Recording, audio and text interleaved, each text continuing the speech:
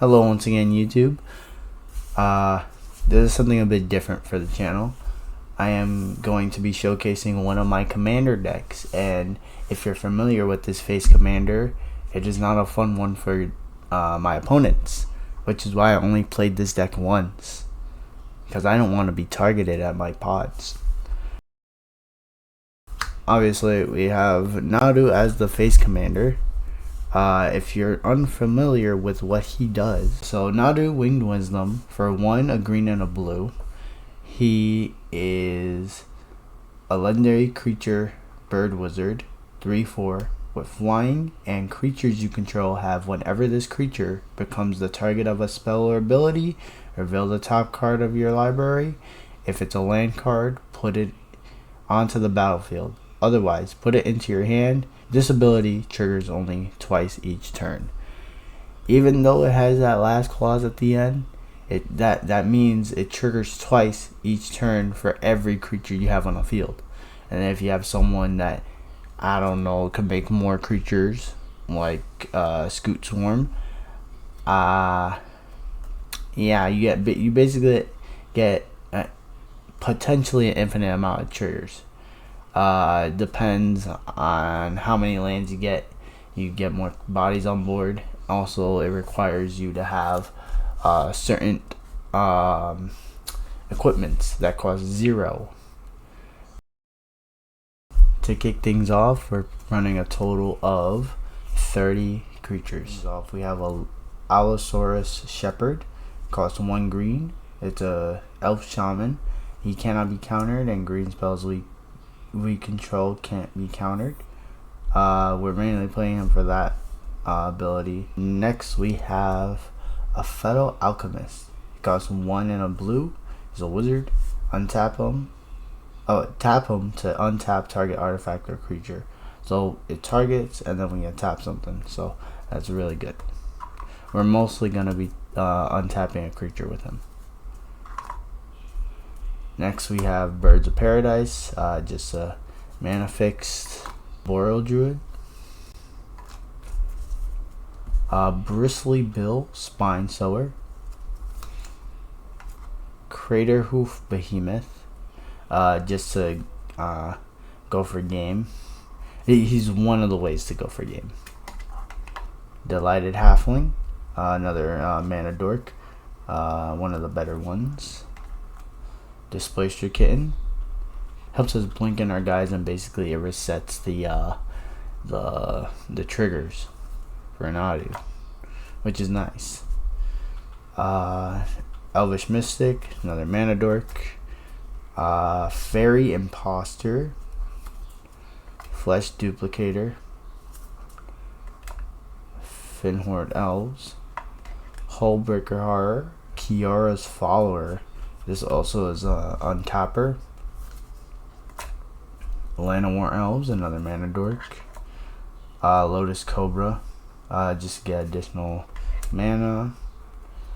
Memnite, it's a free body.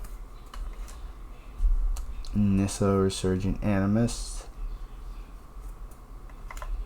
Phyrexian Walker, another free body. Scoot Swarm, the most powerful card in the deck. Seeker of Skybreak, he's another untapped guy. Shrieking Drake, when he enters the battlefield, you return a creature you control to its owner's hand. Spark Double, that way we could get an additional copy of Nadu, or whoever we may need. Yeah, I mean, honestly, we could make an additional Scoot Swarm or whatever. Any broken card. So, and the last creature I have here is insane. It won me the game. We have Spell Skite, Spring Heart Non-Tuco. Yeah, so a lot of our creatures also have like landfall abilities. This guy in particular, whenever a land enters the battlefield under our control, we may pay 1 and a green. If he is attached to a creature we control, if we do, we create a token that's a copy of that creature. If you didn't create a token this way, you create a 1/1 insect green insect creature token. So it's another way to get bodies on board, well, extra bodies. Next we have Sylvan Safekeeper. Sacrifice a land. Target creature you control gains Shroud until end of turn. So it's basically protection. Only downside is Shroud. We cannot target that creature with our spells and abilities either. Next we have Tireless Provisioner. He has a landfall ability. Whenever a land enters the battlefield under our control, we create a food token or a treasure token. In this deck, we're most likely going to be creating that treasure. Next we have Trinket Mage. When he enters the battlefield, you may search your library for an artifact card with converted mana cost 1 or less. Reveal that card and put it into your hand. If you do, shuffle your library. There is one key artifact card that we play that is 1 mana. You might know what that is. So next we have Uncust Grand Meditech. I'd probably butcher that name. Other blue creatures you control have, whenever this creature becomes tapped, draw a card and then discard a card. Other artifact creatures you control get +1/+1. Then he has Phyrexian mana. You either pay a blue or pay 2 life. Until end of turn, target creature you control becomes a blue artifact. In addition to its other colors and types, activate only as a sorcery. So it's another means of targeting your creatures if need be. And then this guy is the guy that won me the game. It's Venerated Rot Priest. It's a 1 green Phyrexian Druid. After winning that game with him, this is my favorite card in the deck by far. Toxic 1. Players dealt combat damage by this creature also get a poison counter. Whenever a creature you control becomes the target of a spell, target opponent gets a poison counter. So you could constantly, it doesn't even matter at this point once you get this guy on board, as long as you have Shuko or Lightning Greaves, just keep swapping it. Keep swapping it over to your creatures. They're being targeted, right? And yeah, if they don't have the answer, then they're dead. That rounds up the creatures. Now we're moving on to the artifacts, which there are 5 of. So first off, we have Lightning Greaves. This is obvious, really well-known card. It gives our equipped creature haste and shroud, equips for 0, and costs 2 mana of any color. Next is a really good card, Shuko. 1 mana, equips for 0. It does give the equipped creature +1/+0. That doesn't really matter. What mainly matters is it equips for free. And then Skull Clamp for the draw power, because you are going to be making a lot of token creatures in this deck. So if you need to get rid of them and draw some into your answers, then Skull Clamp's the way to go. Next we're doing a Soul Ring, obviously. It's a staple. And then Umbral Mantle is another equipped for 0, but it costs 3 mana to actually put on the board. Equipped creature has pay 3, untap. This creature gets +2/+2 till the end of the turn. So this can potentially work in multiple decks, like a Elf Tribal deck, where you just tap, untap, and it's free mana. But in this deck, it's mainly for swapping it over to each one. Okay, next up we have our instances. We have an Offer You Can't Refuse. This is just a counter. We're playing a fair amount of counter spells to stop our opponents from stopping our stuff. Chain of Vapor, Court of Calling, just to search out any creature you might need for a combo. Counter spell, self-explanatory. Delay. If our opponent plays a big game-ending spell, hit them with this, and yeah. Dispel. This counters only instant spells, but that's good because there are some annoying instances that deserve to be negated. Then we play Legolas's Quick Reflexes, Mystic Tutor to search out our instants and sorceries if need be, Negate, Sea King's Blessing to target everything on our board at once if need be, Sink into Stupor. This one is a bounce spell, and if you need be, you could flip it over to Sulfuric Springs, which adds 1 blue, and it enters in untapped at the cost of 3 life. Next up, we have Swan Song. It's another counter, but for specifically enchantments, instances, and sorceries. Sway of Illusion. Any number of target creatures become the color of your choice until the end of the turn and draw a card. It's another full board targeting thing.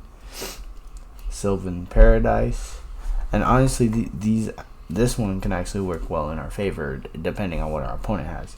Let's say they get something that adds mana equal to their devotion of to said color. We just change the color, and then this also changes the color. Sylvan Paradise. Then we have Tomatoes Safekeeping to grant permanent we control hexproof and indestructible. And we have 3 Steps Ahead. This is one of the Outlaws of Thunder Junction cards. It's very flexible. Pay a blue, a colorless, and a blue to counter a spell. A blue or 3 additional to create a token that's a copy of target artifact or creature we control. Or blue and 2 to draw 2 cards and discard a card. So there's a lot of flexibility. Most likely you'll be able to get all 3 of those abilities off. Based on due to how fast we get the mana out in this deck. This is a really fast deck. Veil of Summer is a protection spell, and Worldly Tutor just to search out for a creature if need be for a combo. Alright, next up we have our sorceries. First off, we have Beacon of Tomorrows for 6 and 2 blues. We can target player takes an extra turn after this one. Then we shuffle this into our deck. So essentially infinite free turns if we have the mana. Bridgework Battles. This is a flip card. It flips over for green. I'm pretty sure you have to pay 3 life as well. Yeah, it is also you pay 3 life for it to come in untapped as a land. Target creature you control gets +2/+2 until end of turn. It fights up to 1 target creature. Oh, the glare. Sorry about that. Target creature you don't control, and then each deals damage equal to its power to the other. Then we have Doppelgang for XXX, a blue and a green. For each of X target permanents, create X tokens that are copies of that permanent. And then we have Finale of Devastation. For X and 2 green, we search our library and our graveyard for a creature card with mana value X or less and put it onto the battlefield. If you search your library this way, shuffle. If X is 10 or more, creatures you control get +10 +X and gain haste until the end of the turn. So basically it's another game ender. We have Green Sun Zenith for X and a green. We could search our library for a green creature card with mana value X or less, put it onto the battlefield, then shuffle. Shuffle Green Sun Zenith into its owner's library. And then lastly we have Time Warp, where for 3 and 2 blues, target player takes an extra turn after this one. So we play a few extra turn spells and a few searchers, just to speed things up a bit. Yeah, well, the deck is fast enough as it is, but we just want it to be more consistent. Now moving on to the enchantments, which we play 4 of. We have Kenrith's Transformation. For 1 and a green, we enchant creature. When this enters the battlefield, we draw a card, and enchanted creature loses all abilities and is a green elk creature with base power and toughness 3/3. It loses other card types and creature types. We have Mystic Remora for 1 blue. It has a cumulative upkeep of 1. Whenever target opponent successfully casts a non-creature spell, you may draw a card. That player may pay 4 to counter this effect. Retreat to Coral Helm for 2 and a blue. This enchantment has landfall. Whenever a land enters the battlefield under your control, choose 1. You may tap or untap target creature, so it's just additional targeting, and or scry 1. We look at the top card of our library and we may put that card in the bottom of our library. And lastly, Wild Growth. We for 1 green, we enchant land. Whenever enchanted land is tapped for mana, its controller adds an additional green mana. So that's just really good. It's just a little bit of ramp.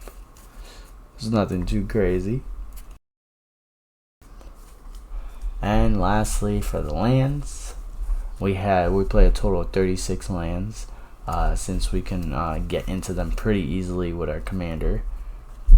So yeah, first off, obviously you gotta play the command tower in any multicolor commander deck. Next we have Breeding Pool, Dreamroot Cascade, Field of the Dead, which in this deck is very powerful, Flooded Grove, 11 Forest, 1 Hedge Maze, 1 Hinterland Harbor, 7 Islands,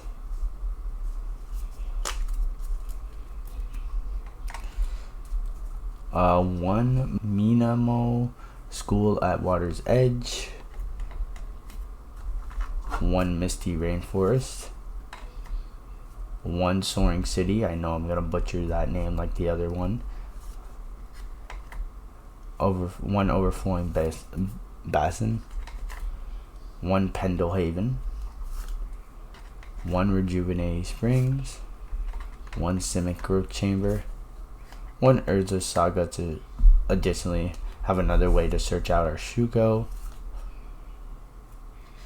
1 Vine Glimmer Snarl, 1 Waterlogged Grove, 1 Yavimaya Coast, and that rounds up the deck.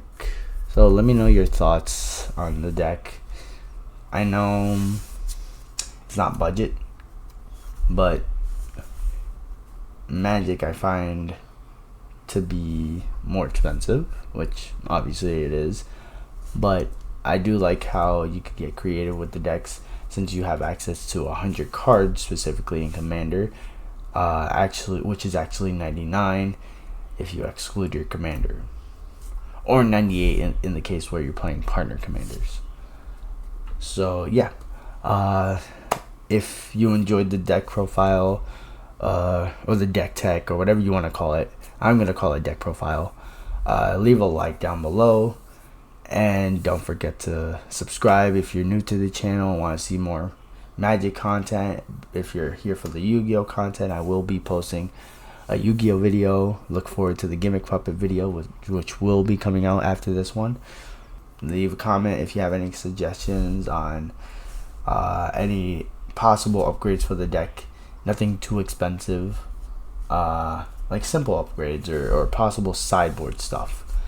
And yeah, if you like this one, the only reason why I'm posting this one first is because Nadu got hit on the ban list in Modern, I believe.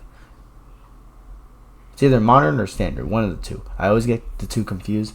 But before he gets hit in Commander, which I hope he does not, I'm doing this now. So yeah.